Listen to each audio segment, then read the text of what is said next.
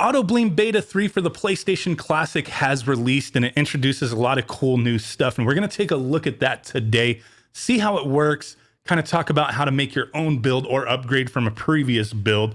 Just look at the nitty gritty details of things and explain my thoughts and feelings on a few things that, kind of need to be talked about, I guess. We'll also touch on a brand new RetroBoot build, 128 gigabyte build that has a ton of retro games on it, and it looks slick as heck. So we'll take a look at that and a few other things. But let's go ahead and take a quick look at what we can expect with this new version and how you can download it and get things going. So we have a few new features. In the game menu, you can now set USB games to be favorites. So I'm just going to breeze through this stuff because we're going to actually do these things in a second. There's a thumbs up icon next to your favorited games. You have a select section that you could cycle through for your favorites, what's included on a USB drive. Everything all together, just the PlayStation Classic original games, that kind of thing. There's a display up top that shows like, hey, this is what you got displayed right now, your USB games. You could set how long that shows on screen. It's not a big deal. What else do we got? The game display and the carousel now shows the serial number and region. This can come in handy because if you get those yellow Bleem 404 cover folders, it kind of explains why. So it's not recognizing the game and pulling from that database. So that's kind of a good thing to know. We also have partial support for compatible wired and cheap dongle-based 2.4 gigahertz gamepads. So very interesting, not without its caveats. So we'll take a look at that in a moment as well. New PCSX build with added support for some gamepads. They fixed a bunch of bugs. And a big thanks to GenderBent, RetroBoot for AutoBleem is now officially part of the package if you choose. So the things that we could do here as far as options of downloading the brand new version of AutoBleem are listed here. You have the clean version, which includes no database, the full version, which has all the cover databases, and then the individual regions that is beta 3 with the database for NTSCJ, Japanese games, NTSCU, US or North American games, and then PAL-E, which is European games, right? So you just take a look at how big these files are, depending upon how you want to go about it. And then the other option, which is the one I am using, is beta 3 with RetroBoot, which incorporates all of this stuff. You get all of the databases there. It is a big download, 442 megabytes, but to me, well worth it. If you do need to get the cover databases individually, they are listed down here. Source code, all that good stuff. So in order to update or make your own build, there's just some very simple steps. So let's take a look at that. So this is the AutoBleem Beta 3 with RetroBoot. This is what you download, this side right here. This nice little guy right here has all your folders. If you're just starting fresh, that's simply all you need to do is copy all this stuff to the root of your USB drive that is named Sony, all caps. If you haven't done the Bleem Sync stuff, just format your drive to FAT32. I've covered that plenty of times. So that may be a thing you need to do if your drive isn't working for you. Format it to FAT32, make sure it is named Sony in all caps. Copy this stuff over if you're building from scratch. In your games folder, as you see in the brand new version, there's nothing in there. That's for you to copy your games over. So if you have your games downloaded, they're in their own folders. Arc the Lad, for example, PBP file or bin and queue in its own folder, copy it over to the games folder. That is for the PlayStation Classic Evolution UI or Classic User Interface. The ROMs folder right here, this is going to be for RetroBoot or your RetroArch build. So the way you would do that, as you see on this side, I do have some games listed on this drive. But for example, we have like Game Boy Advance, all our games just zipped up in here. You can go ahead and copy that over your, whatever folder you have with your games. It is recommended to have a folder for each system with your games in there. Copy them over to that ROMs folder on your USB drive. Now, if you're updating from a previous build, it's fairly simple. They do tell you in the little README to back up your playlists and saves. They explain how to build from fresh in this README. Definitely read the README, but it's all fairly simple stuff. A fresh install, it's just, okay, copy it over to your USB drive, put your games on there. But the more interesting stuff is upgrading from an earlier version. So there's kind of a couple ways to do this, right? So they tell you could back up your playlists and saves. This is all RetroArch stuff and your thumbnails, all that good stuff that you want to keep on the new build. Delete the previous version of RetroBoot and delete the RetroArch folder from your USB drive. Extract the files, restore all the backed up stuff, plug it in, and you're good to go, right? Very simple stuff. What I typically do myself is I keep my games and my ROMs folder, and I delete everything else except for the RetroArch folder. I keep whatever it is that I need. My thumbnails, for example, I do keep the RetroArch folder as well, but I do make sure I'm keeping like a backup of my in case things don't work. I keep a backup of my thumbnails, my database, my saves, and my save states. Essentially, those are the only things I care about. So I'll just delete everything. Maybe, like I said, the RetroArch, sometimes I just leave it on there. This time I just left it on there. Deleted the AutoBleem, the numbered folder, the system, the themes, all that good stuff. So it was just these 3 folders that I left on my drive. And then I just dragged and dropped this over and let it overwrite files that, had the same name. That way I would have the newest version. Kept all my thumbnails, all that good stuff. So it wasn't an issue for me, but it is always recommended to back up your thumbnails and your saves for RetroArch. If you don't care about the saves and all that, just copy everything over. Like, who cares? You should still be fine, but just in case, make those backups. So now that we've covered that, it's very simple stuff. If you need help with that, with anything with the PlayStation Classic, join my Facebook group. A lot of information, builds that are discussed, that kind of thing. You know what's up. Join, links in the description. Let's go ahead and actually dive up into the PlayStation Classic and see how everything looks and works. Let's do it. So here we go. We have the new version booting up, and I have a different controller plugged in. I actually have a RetroBoot USB Sega Saturn controller plugged in. So I want to showcase controller mapping first real quick, as this is the way you would do it. Have a new controller plugged in before you power on. Now there is some issues with this, but it will instantly bring up this screen. So this controller is being recognized as USB gamepad. If you have a Sony controller plugged in, it'll recognize it differently. An Xbox pad, it'll recognize it as an Xbox controller, that kind of thing. So you can essentially configure multiple controllers as long as they have different names. If a controller is recognized as the same controller, you cannot make another configuration file. It will just boot the system up and this will not come up. So keep that in mind. So there is kind of an issue here. So going through, it's going to ask you to map your buttons. So I'm going to go ahead and do that now and just hit whatever buttons I want for these. Okay. So now once you've input all your controls, your buttons, it's going to ask you at the end, is your D-pad analog? So if your controller has an analog stick, you can have it recognized as the D-pad instead, and you would hit, X. If you want to just use the D-pad that's on your controller, you would hit circle.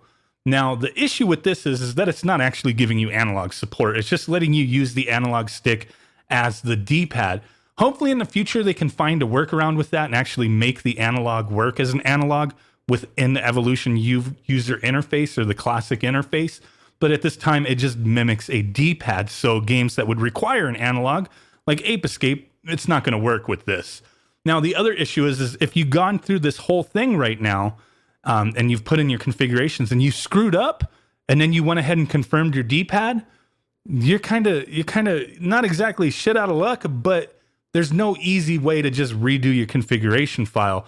You would have to go ahead and turn everything off, unplug your USB drive, plug it into your PC, and then navigate to this G mapping folder, which I'm showing now, and then delete that specific configuration file or all of them that are in there if you just want to start over with whatever gamepads you have used besides the original controller that came with the system.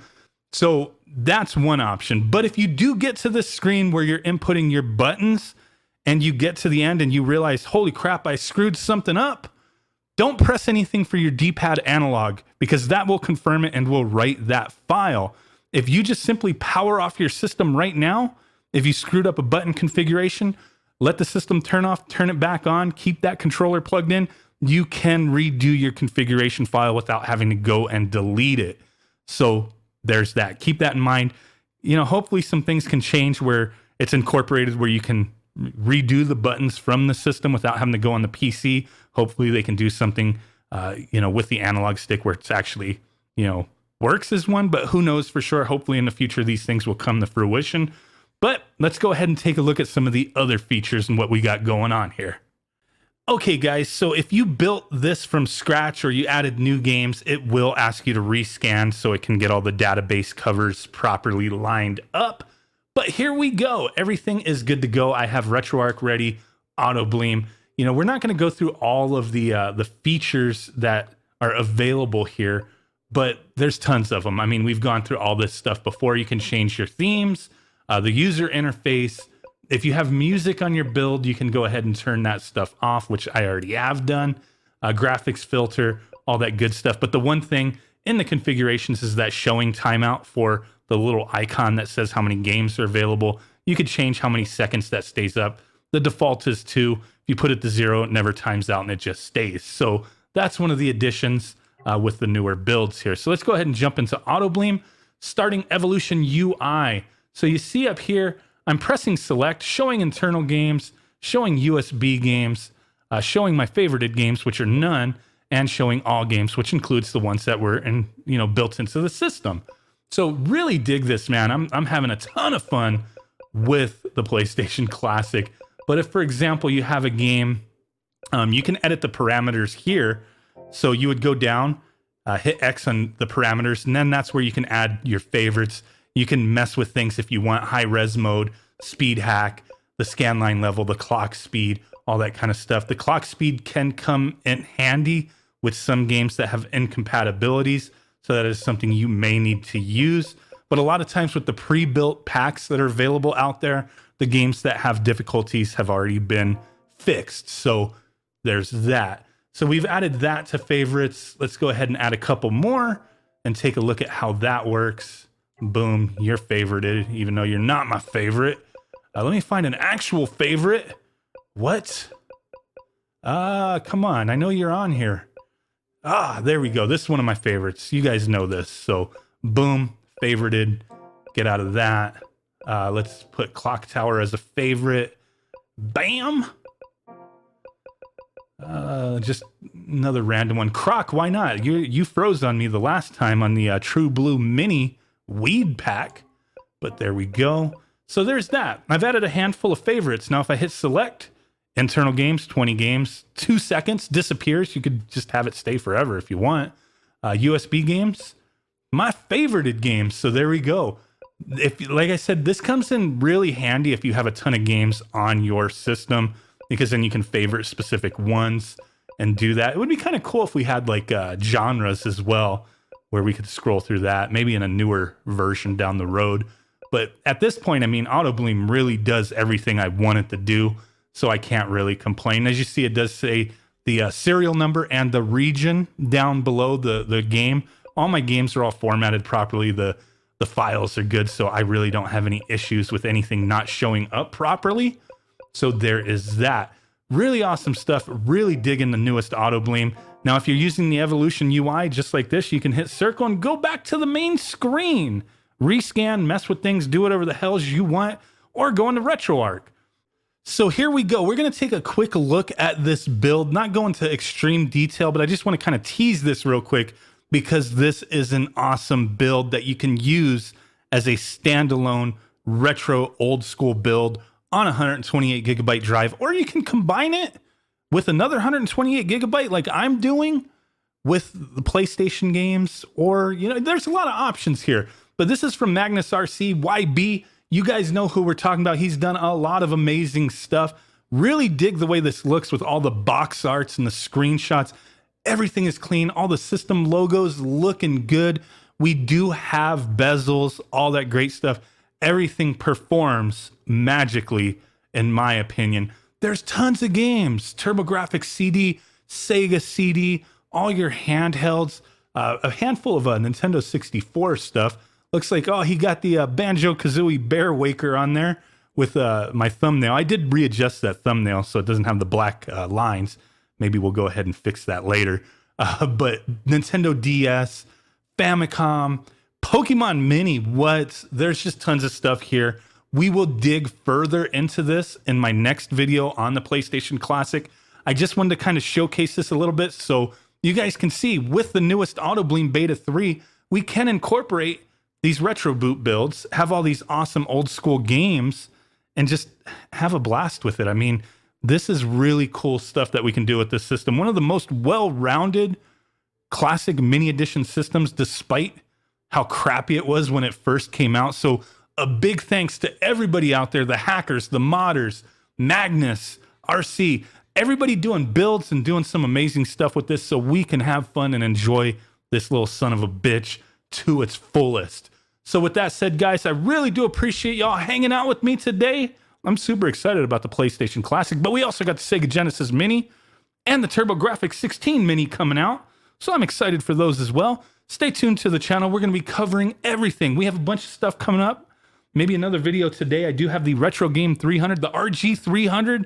I have that X18 PAL Kitty, whatever the hell that thing is. I have a little surprise from the people at BitBoy as well, which I can't wait to check out. There's no more screen tearing with the Pocket Go. At least that's what I'm being told. I have a special edition Pocket Go and some new firmware for it that has been provided to me to test out. And hey, hopefully it works, but I will be giving that one away. So stay tuned for that. Really do appreciate it, guys. I will catch y'all next time. Peace out, bye-byes, and boom. Bye.